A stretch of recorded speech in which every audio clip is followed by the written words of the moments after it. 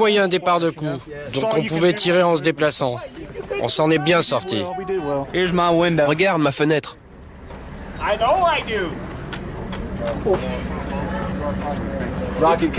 La roquette a tapé juste là. J'ai pris la roquette et 2 balles. Quant au blessé, il attend son évacuation vers l'hôpital de Kaboul.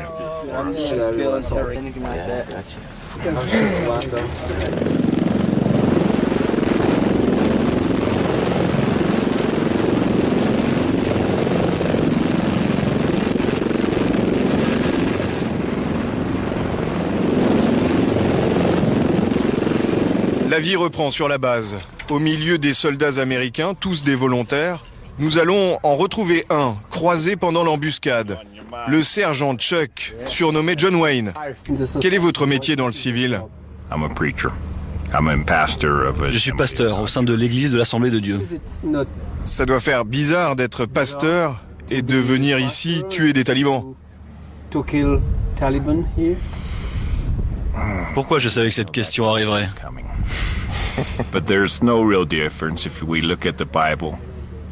Dans la Bible, il y a Joshua, Salomon, David, Saul, des hommes qui, pendant une partie ou tout au long de leur vie, étaient des hommes de Dieu, mais aussi des guerriers.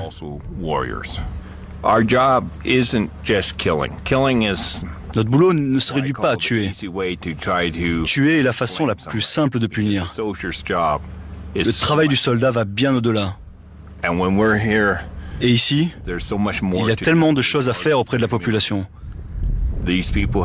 Ces gens sont en guerre depuis 30 ans. La plupart d'entre eux cherchent d'abord à se nourrir chaque jour.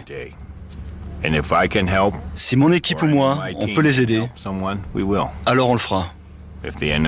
Si l'ennemi choisit de nous attaquer, nous n'avons pas d'autre choix que de riposter. Une nouvelle journée commence à Airborne. Sur la base, les soldats se réveillent. C'est une armée qui mélange les âges, les profils et les ethnies. Beaucoup ont une longue expérience du combat, mais ce ne sont pas des soldats. Ils peuvent faire la guerre le matin et apprendre à tirer l'après-midi. Ils font pas trop d'exercice, ils travaillent en réel. Donc c'est ça la différence. 5 minutes. Dans l'équipe des instructeurs, César et Gwen se chargent des séances de tir. Engage position, fire!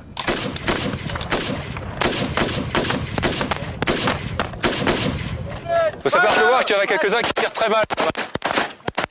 Pourquoi tu fais ça? Bah il n'y a aucun impact à 25 mètres dans les cibles quoi. Ouais. Le but là c'est la sûreté et qu'ils ne tirent pas dessus et qu'ils se tirent pas dessus surtout. Mais on leur apprendra pas avant de passer en mouvement, il y a trop de séances à faire. Il y a trop de séances à faire. Le soir, Michel va prendre le thé avec ses interlocuteurs de l'armée afghane, qu'il nous présente.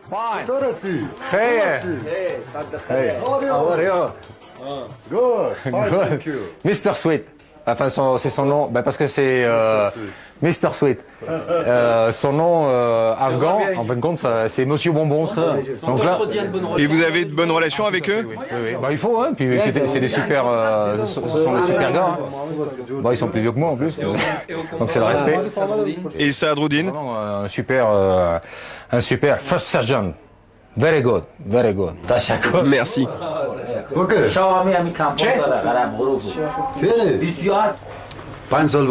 J'ai passé 5 ans dans l'armée des Moudjahidines avec le commandant Massoud. Et depuis 4 ans, je suis dans l'ANA. Alors vous n'aimez pas les talibans? Non, pas du tout. Parce que les talibans harcèlent la population. Pourquoi certains Afghans choisissent le camp des talibans? La raison pour laquelle on est contre les talibans, c'est qu'ils ne respectent pas les droits de l'homme. Certains Afghans choisissent le camp des talibans parce qu'ils pensent qu'ils sont musulmans, comme eux. Bien sûr qu'ils sont musulmans, mais les gens ne devraient pas avoir à choisir. Nous sommes tous des musulmans, et nous devrions être ensemble pour se battre contre eux.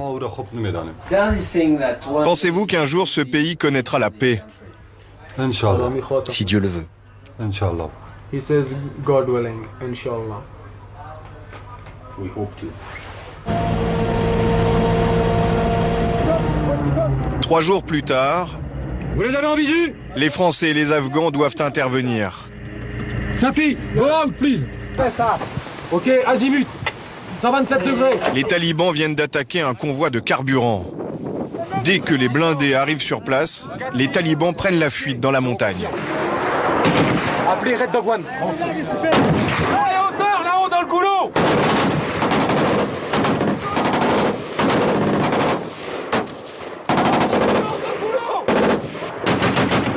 Comme à chaque fois ou presque, les soldats se battent contre un ennemi invisible et insaisissable.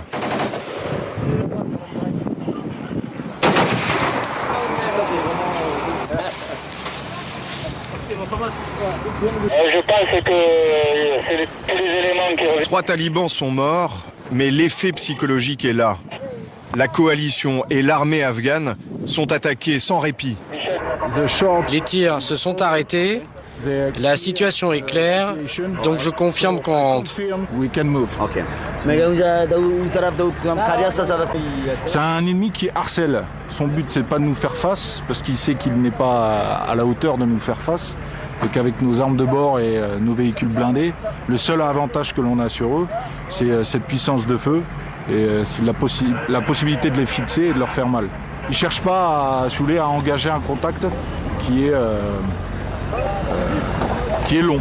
Voilà. C'est une guérilla ? C'est une forme de guérilla, ouais, tout à fait. Retour à la base et changement total d'atmosphère.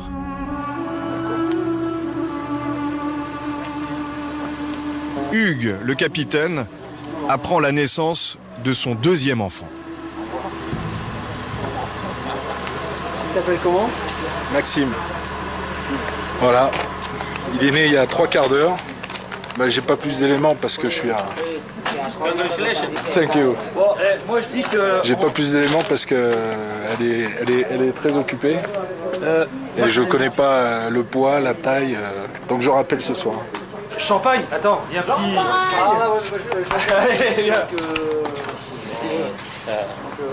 C'est quoi son prénom? Maxime. Massoud.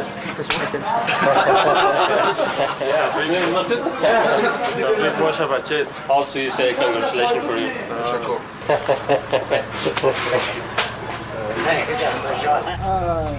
Nous quittons la base. 3 jours plus tard, nous apprendrons que 14 de ces Américains ont été grièvement blessés dans une embuscade. 5 mois plus tard, au cœur de l'hiver, nous retournons en Afghanistan, à Tagab, près de la frontière avec le Pakistan. Autre FOB, autre équipe française, et toujours le même ennemi invisible. Pascal commande le groupe. Il y a 4 vallées qui rentrent en profondeur, qui rentrent à peu près entre 10 et 15 km vers l'est, donc qui sont des vrais réservoirs pour les talibans. Et il faut bien comprendre que l'ennemi ici n'est pas clairement défini.